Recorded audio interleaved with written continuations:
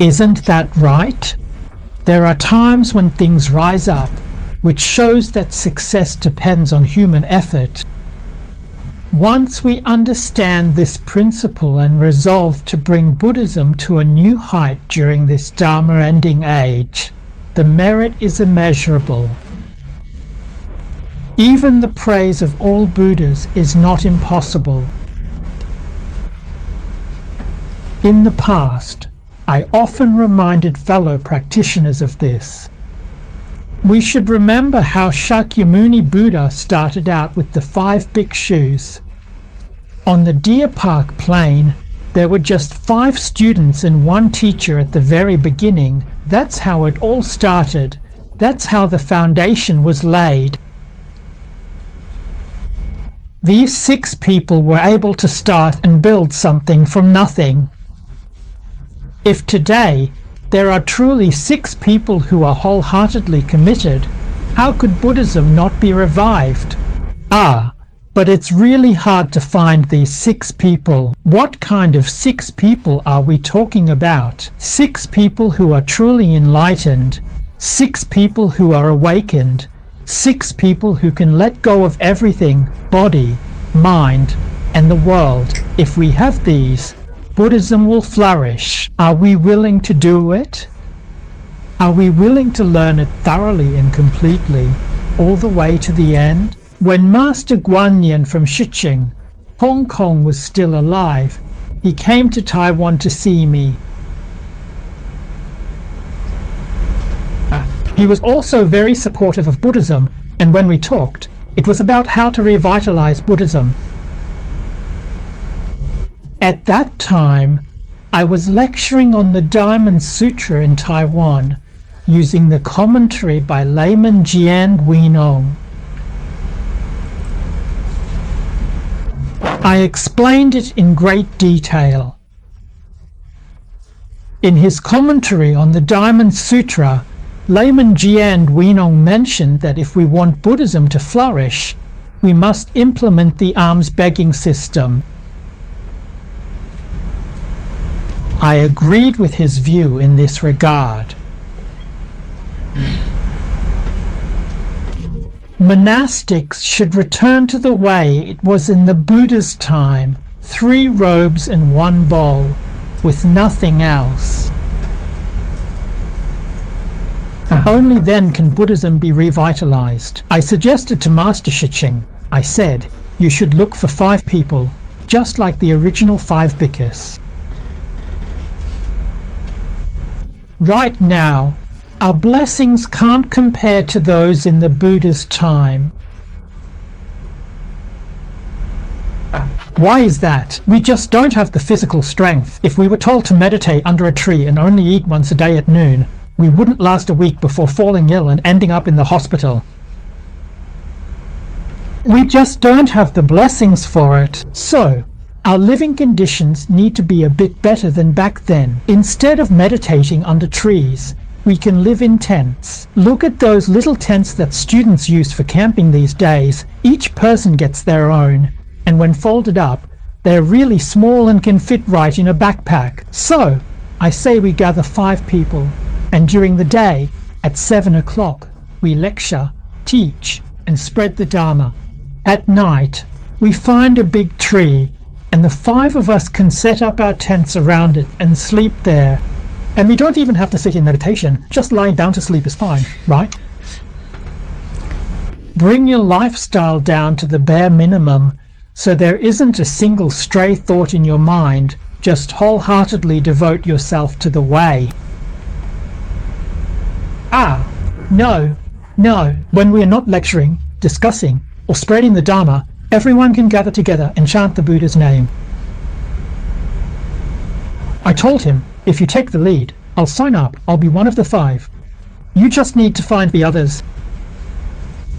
But after he went back to Hong Kong, there was no news from him. Master Shicheng has passed away for quite some time.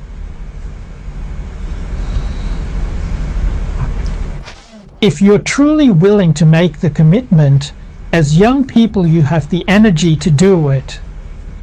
You need to make great vows and learn to be selfless like Jue, for the sake of all beings on this planet.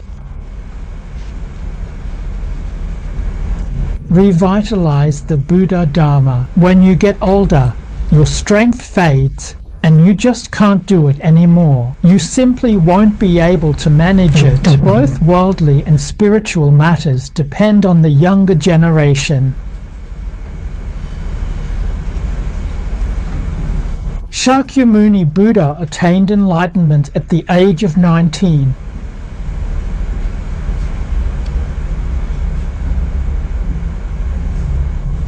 At 30, he began spreading the Dharma and benefiting sentient beings, teaching for 49 years and enduring hardships nearly 300 times. You have to be young to do it. In China, the sixth patriarch of Chan, Master Huineng, received the robe and bowl at 24 when Wuzu passed the Dharma to him.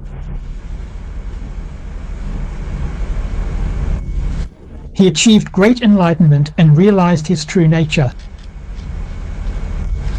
If you already old, how could you manage that? Throughout the annals of history, the profound experiences and various significant undertakings of these remarkable individuals serve as invaluable references for us, providing us with immense and profound inspiration for our own endeavors. We sincerely hope that those of us who come after can truly emulate them and learn valuable lessons from them. Only then can the Dharma truly save the world and indeed greatly benefit all sentient beings.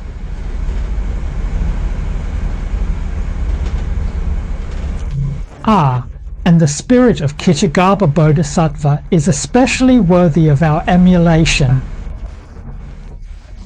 His vow has never wavered, and his practice has always been vigorous and progressive.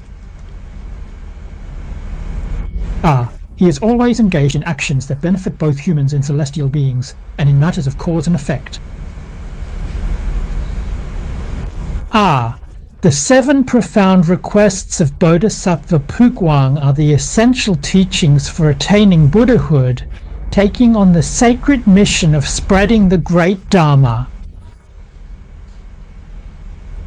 But how exactly can we make these efforts truly and effectively impactful? As for sentient beings in the future, will they receive blessings or misfortune as a result? This relies on the Buddha's blessing. Even though the Bodhisattva is doing these things, whether they will actually have an effect, he can't say for sure either. We pray for the Buddha's blessing. Here, when we ask the Buddha to give a teaching, it is actually a request for his blessing.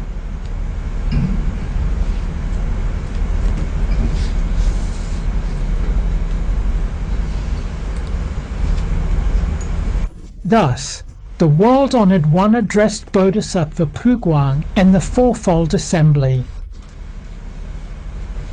Here, Di represents immediacy, right at that moment. Deng means those present at the assembly, not just those physically attending. This is a universal proclamation and blessing to all Bodhisattva Mahasattvas in all worlds. It doesn't necessarily mean only those present at the assembly. It refers to all Bodhisattva Mahasattvas in all Buddha lands. The meaning of Udenya here is extremely broad. The Fourfold Assembly and others, including all heavenly beings and humans. Listen carefully, listen carefully, listen carefully. The first real, it means truly, genuinely, really. In our current terms, it means to listen attentively, to listen with your heart. That's the idea. It's not just for the 6 consciousnesses, nor only about Kitagaba Bodhisattva and that is of benefiting people and heavenly beings with merit and virtue. People in this vast world, especially the ordinary beings in the 6 realms, there are truly so very few of them. Indeed, they are still attached, thought after thought, to the blessings and virtues of the human and heavenly realms, unwilling to let go of these merits, so they cannot escape the cycle of the 6 realms of rebirth. But how do Buddhas and Bodhisattvas teach sentient beings? They must adapt to each being's disposition, follow their preferences, and gradually guide them along. All sentient beings are still deeply deluded and continue to seek only blessings and worldly gains. Who among them does not constantly strive for such transient benefits? There may be people who don't believe in Buddhism, but there's no one who doesn't seek blessings. And then, seeking blessings, just walk down any street in Singapore and look at all the fortune or characters people have pasted up. They paste them up because they want fortune to arrive. They are seeking blessings. But whether those blessings really arrive or not, well, that's hard to say. You can really see how strong a desire for blessings is. There isn't a single person who isn't like this. So what exactly is a blessing and virtue? Most people don't understand it. They think getting promoted and making money is blessings and virtue. In Confucianism, Confucius represents merit and virtue. In the Analects, it talks about Confucius and his 5 virtues: warmth, kindness, respectfulness, humility, and yielding. The ancient sages often say, these are truly the fundamental principles of being human, the very foundation of all humanity. This includes warmth and generosity. A truly kind and genuinely generous heart is consistently reflected outwardly as profound gentleness, sincere kindness, and a deeply respectful caution in all interactions. Respect means being reverent, even cautious, and careful. Being proactive and tolerant. These are Confucius's 5 virtues. And the blessings one receives are a result of these virtues. The ancient Chinese spoke of the 5 blessings, saying, "May the 5 blessings come to your door." Among the 5 blessings, the very first and most important is longevity.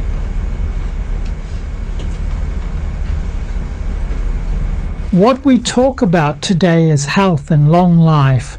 That's the first blessing. The second is wealth and honor.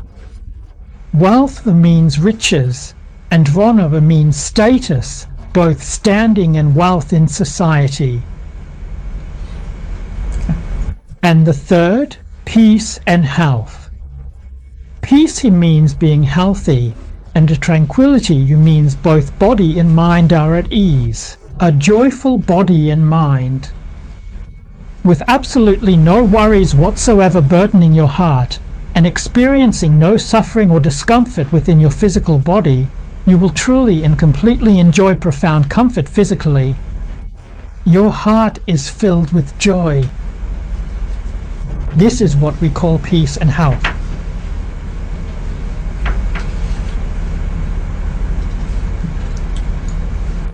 The fourth is virtuous character, and the fifth is a good end, meaning a peaceful passing.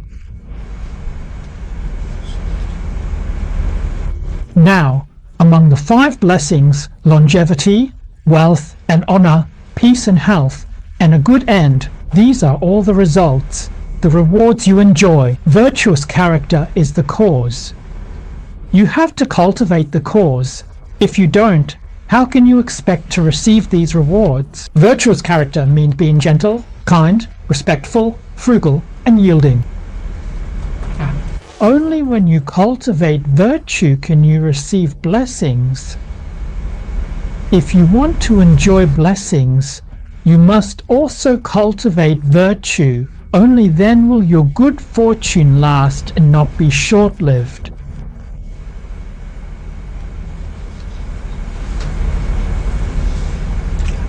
In Buddhism, what we cultivate and learn is even more extraordinary than this, but we must understand that these 5 qualities, gentleness, kindness, respect, frugality, and yielding, are truly fundamental.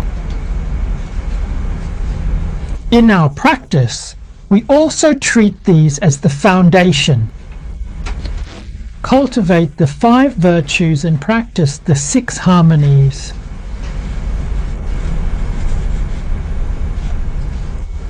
Today, we are studying the Pure Land Dharma. We set our foundation on the 3 blessings as taught in the Contemplation Sutra of Infinite Life. This is our base.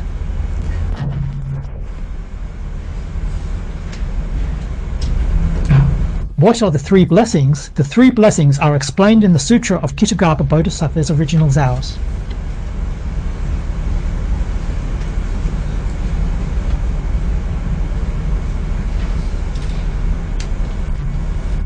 The first of the 3 blessings is to be filial to your parents, to serve your teachers and elders, to be kind and not foolish, and to practice the 10 good deeds.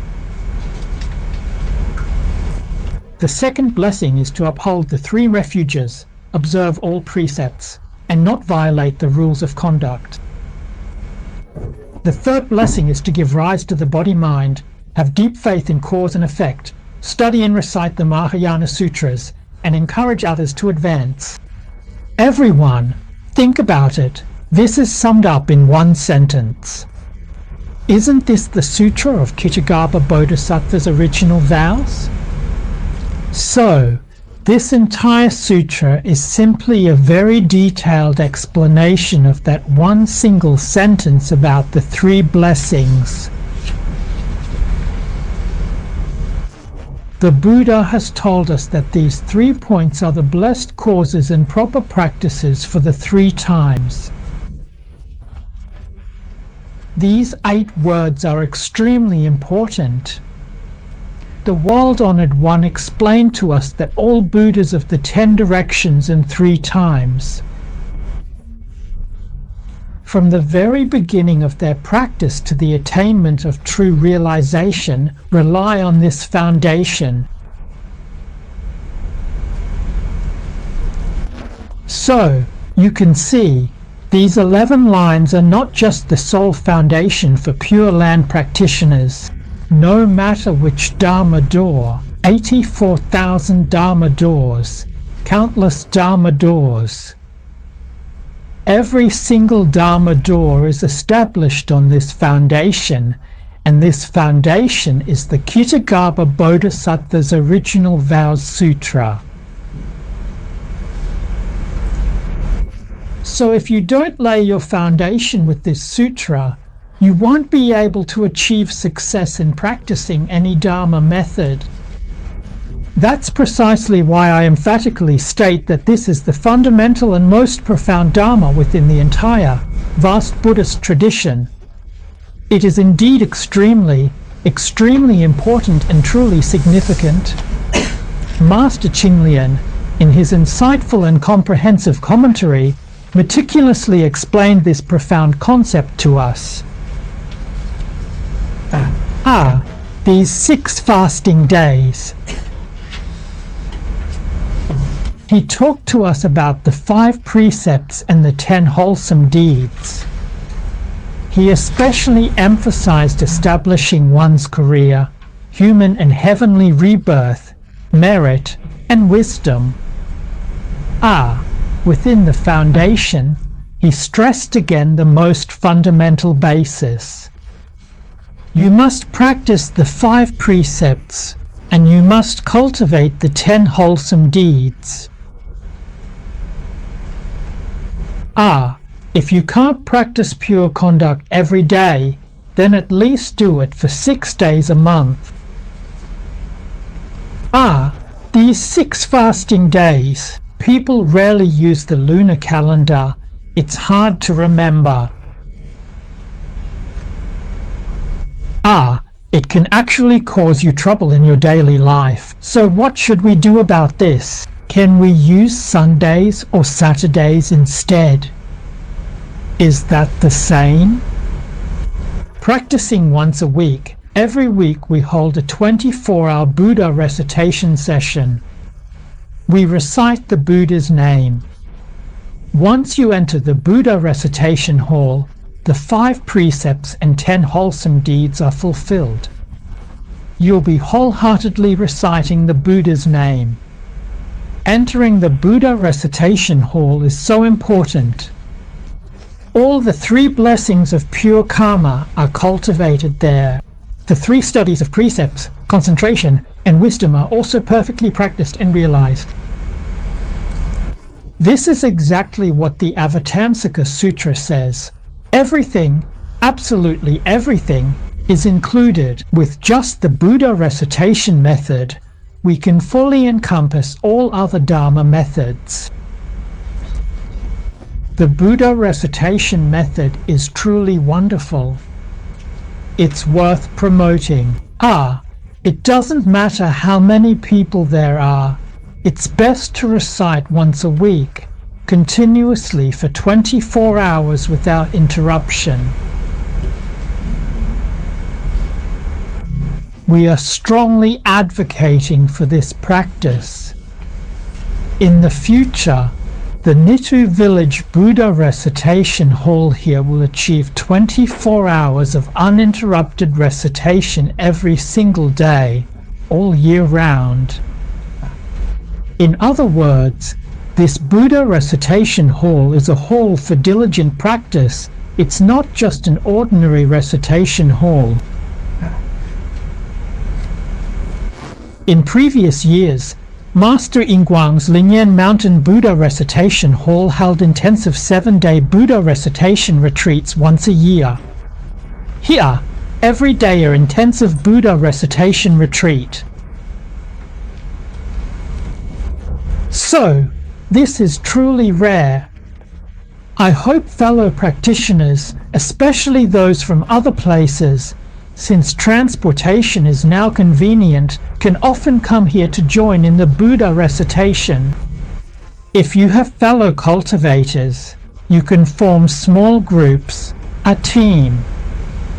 When you arrive here in Singapore, you'll be warmly welcomed, truly, a heartfelt welcome. Whether you come to this place to recite for a month or just 7 days, the resident community here will provide for you completely, taking care of everything.